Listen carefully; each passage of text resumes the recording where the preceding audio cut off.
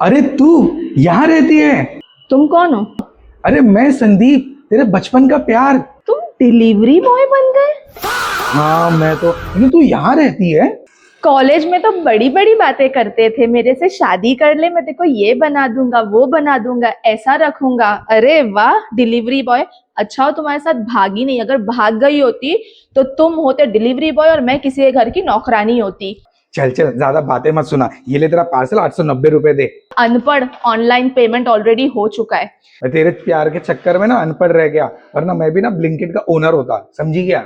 बड़ा आया ओनर बनने वाला, चल डिलीवरी बॉय कहीं का। हाँ हाँ चल चल, मालूम है, बड़ी आई।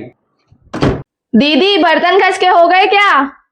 हाँ दीदी, पहले झाड़ू पोछा तो कर लेती हूँ, फिर बर्तन करती हूँ। हाँ दीदी, पहले झाड़ू पोछा तो कर लेती हूँ, फिर बर्तन करती हूँ।